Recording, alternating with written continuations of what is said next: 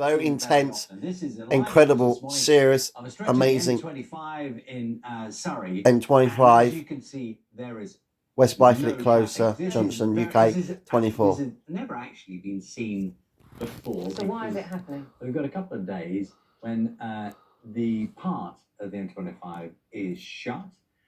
Not a concern that thousands of people will be caught up in commuter problems because of gridlocked traffic. Now, this has happened for the first time, as Charlie said, since it opened in 1986. 5 miles of this stretch of the M25 will be closed. Between junctions 10 and 11, there's your traffic update, or non-traffic update, closed for maintenance work. Our reporter Francis Reid has more. It's that love-to-hate bit of the country's motorways. One of the busiest, one of the most congested. The M25 circles London and connects its 4 main airports, including the UK's largest, Heathrow. And for those Gatwick, who use London, it daily, Gatwick it Airport. can be, well, a bit of a nightmare. This weekend, the first closure in its history, as a 5-mile stretch from junction 10 to 11 is rebuilt, and there'll be a diversion route through Surrey, although we're being told not to use it at all if possible. I think the closure of the M25, if drivers don't abide by the warnings, it has potential to be absolute. Date today is the an absolute 16th of March, and it's Saturday morning, 24. It's a Time's down there. Stretch of the 20 minutes past 8 M25, a.m. in the but morning. if that's closed, the knock-on effects could be immense. There have been many collisions on this stretch of the motorway, often caused by vehicles changing lanes and the sheer volume of traffic. The works are supposed to remedy that. But the temporary diversions are significant.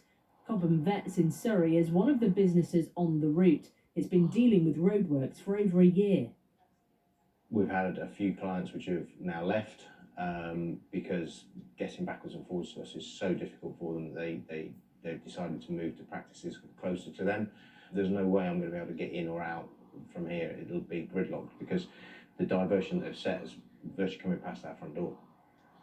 People living nearby were also advised to go to the shops last week rather than today, and they're worried about contingency plans. What if the work doesn't all get done, and what then happens on a Monday morning when people have got to go to school, got to go to work? Oh, don't worry, darling, they'll get it done. That there's no plan B. They're also really worried about the fact that they might need to go to hospital, go to work. Okay, that's quite serious, I guess. How are they going to get there? Because we're maybe I shouldn't be worried about it. A gridlock. Concerns too that lorry drivers coming in from Europe might not have got the message. This is a well-worn route for those coming in from the Channel ports. Several closures between now and the end of the year are planned. National Highways has advised drivers to take the train instead and to plan journeys well in advance. But the advice for this weekend, avoid. Francis Reid, BBC At all costs, avoid. So let's see what's happening in practice. Mark Ashdown is on the M25. Well, I say on the M25. Mark, you're above the M25. That extraordinary sort of image of no traffic.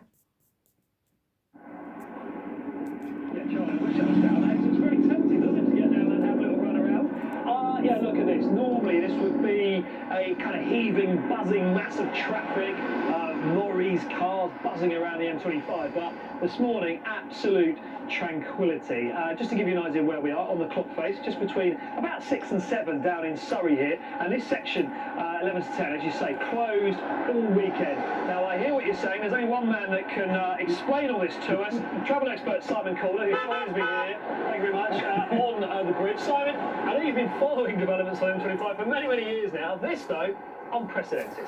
Absolutely. I was at the opening ceremony in 1986 when Margaret Thatcher, then Prime Minister, completed the circuit. Hey, Simon. I've not seen anything like it ever See, since. Simon talking to Simon. 8 lanes of what would normally be 100 cars, trucks and buses racing up and down, and having it all compressed into just one local road is extraordinary. And of course you've got Europe's busiest airport 10 miles up there, Gatwick, Britain's second busiest airport 20 miles down there, people trying to get to work, loads of trucks coming through, and so I'm afraid it is quite a messy old picture. Yeah, we are stood, just so people know, they can hear this traffic, on one of the the detour route, really. This is where cars are being told to detour through. Talk us through the importance of that, sticking to that. These roads around Surrey, not really made for a diversion, are they? They certainly aren't. I've been down in the village of West Byfleet behind us, and talking to people there, they say it's going to be absolute pandemonium later.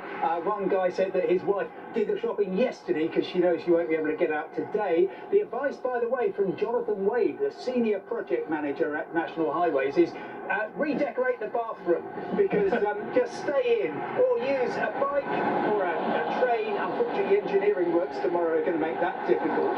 But really just stay away from this, and in particular sat-navs are going to be really, really risky, because if this, as it signs are, is going to gum up a little bit later once all the shopping traffic gets going as well. Temptation is to try and beat it, find another route, so people will be finding all these lovely country lanes as recommended by their sat-nav. Wow. North Surrey grinding to a halt, so just stay with it. And of course there's going to be knock-on effects. For instance, just up here you've got the M3 coming in from Southampton, the M4 from Bristol, and if you're heading for Gatwick, you might go the very, very, very long way round, adding about 100 miles to your journey, and of course adding to the traffic on the rest of the M25. Yeah, talk us through the game we're going to get for this, Payne. What's this project all about? Well, mostly the problem is a couple of miles down here south, the A3 junction, probably the busiest junction on the whole of the M25. You've got 6 lanes of traffic between London, Guildford and Portsmouth and the M25, and 80% of all the people on the A3 want to get on or off the M25. Yeah. When it opened in the 1980s, it could just about manage. Now it certainly can't. One of the most dangerous parts of the whole of the road system in the UK, so they want to widen everything, make it a lot easier, a lot safer, a lot less congestion. But to do that, they've got to take down a bridge, and they say they can only do that by closing, well, for another, 46 hours, I now make it, till 6 o'clock on Monday morning. They do say they've got contingency plans, and it will be open in time for the Monday morning rush hour. Okay, listen, Simon, thank you very much indeed. Very fascinating as ever. Incredible as you heard there, story. Try and avoid this area Historically at all speaking, costs, and I'm sorry to that be the guy bearer is of live bad right news, now. but this is one of 5 closures of this section of the M25 between. Going to hit Surrey locally around Woking and West Byfleet. On those weekends, but for now, this seems to be moving okay, this detour, but do avoid the area if you possibly At can. all costs, you have been told, you have Thank you been very warned. much for that. And the image you can see there, obviously, is the A3. a shot from It's the A3 of the M25. you get a sense of the scale of the work that's involved in there, but clearly we will watch very carefully throughout the morning. Of course, BBC News throughout the rest of the day, try and give people a steer, if you excuse the driving pun, on just how it is affecting traffic in and around those areas. One of the concerns, of course, is the villages and towns nearby will get very congested as people try and find different routes. 27 minutes past 8 is the time. Now, earlier on this morning, we asked for your thoughts on initiatives being adopted. It's subscribe to my channel on Sign Gems of the Force Be With You Always. Quite my spot in the needs and the minute at way in the need to hear. This is my friend Spike and Jim every Friday, 3 to 5 p.m. ITF Friday Feeling. And this is my friend Shane for the Years with Cindy Lou every Friday on Surrey Hills Radio Station 10 a.m. to 12 p.m.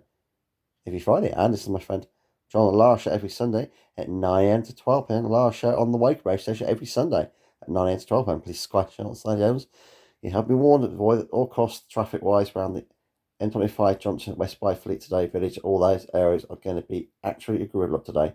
You have been warned by me. Please subscribe to the channel on Sign Gems. Bye.